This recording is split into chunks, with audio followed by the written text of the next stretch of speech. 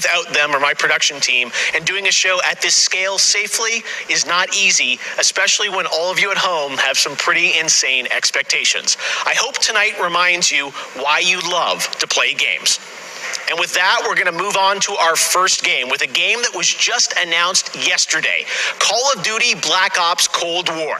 And joining me is Dan Vondrack from Raven to tell us about the game and give you an exclusive sneak peek. Dan, how you doing?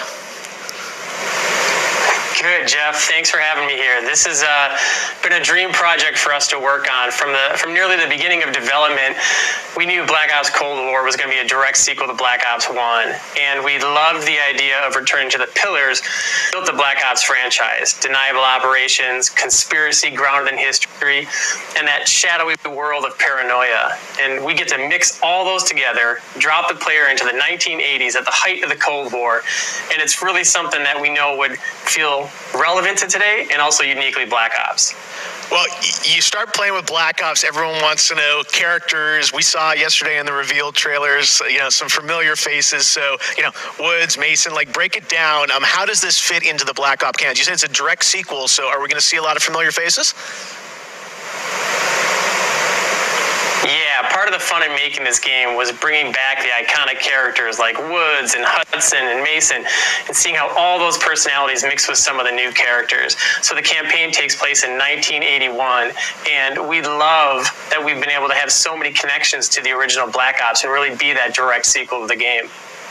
Now, one thing that I'm really excited about this is you're pushing the storytelling in kind of a new direction with some branches and some options about how you play through the campaign. Can you maybe walk us through your thinking there? Text message. Yeah, one of the driving forces from early in development was to say, let's take this Black Ops thrill ride and infuse it with some player choice and some player freedom. Anything we can do to give the player a little more ownership over their experience. So that starts with allowing the player to create their own character for the Cold War campaign. They can name them and pick a military background and really pretend they are that Black Ops soldier that they want to be. From there, we wanted to take some of our missions and infuse optional objectives, multiple paths, and some player choice moments inside some of those missions. And it was fun to find that balance between the hard-driving Call of Duty action and these more non-linear experiences inside some of the missions. So with choice comes the player wanting to feel that impact. So some of those choices earlier in the game and some towards the end will actually shape the ending of the narrative of the campaign. All right, so multiple endings to this game.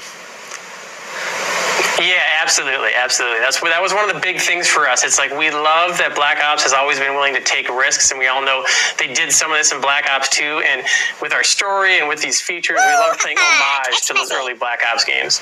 Oh, yeah, I remember the numbers. All right. Well, Dan, we are excited to see more of it. I know multiplayer reveal is coming in September, but since you got a switch there, maybe you could flip the switch on something exclusive for us. What are you going to show us? Yeah, absolutely. This is really exciting because this will be the first time we've done this outside the walls of the development studio. This is a scene from earlier in the game, and it's a critical point that really shows the narrative of the world, shows this threat that our heroes are going to be battling. So let's take a look. Text message.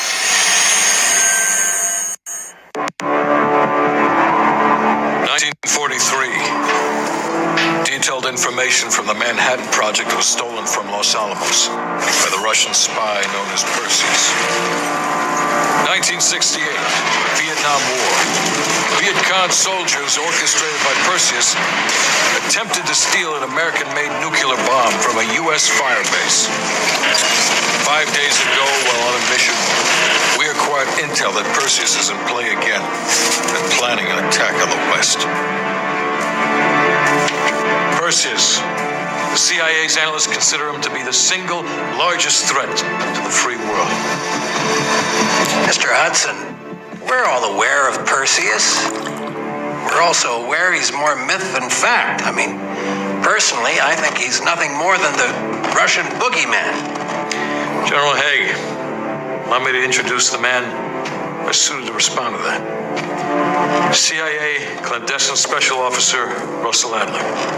He's one of the few people who even come close to capturing Perseus. Mr. Adler, why should we take this Perseus threat seriously? You don't have to, sir. Yeah, then a lot of innocent people are gonna die. Why do you say that? Sir, Every time Perseus has come into play, it's shifted the balance of the Cold War. After 13 years of silence, if he's active, something big is going to happen. Something that will affect the free world.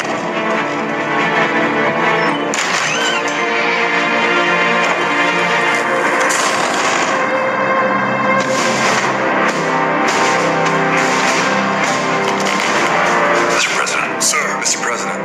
Mr. President, this is Jason Hudson and Russell Allen. I know Text their message. names. Who do you think approved their last mission? Is the threat real? yes, sir, we believe it is. Can you stop Perseus? We can, sir. I've already submitted the requisition for my team. Sir, their requests are highly irregular, most likely illegal. If the press gets a hold... What the hell are you talking about? Do you know who we are? Every mission we go on is illegal. Sergeant Woods, plausible deniability is the backbone of our work. Al, we're talking about preventing an attack on the free men and women of the world. Give Mr. Adler whatever he wants. Gentlemen, you've been given an important task. Protecting our very way of life from a great evil. There is no higher duty. There is no higher honor. And while few people will know of your struggles, rest assured, the entire free world will benefit. I know you won't fail us.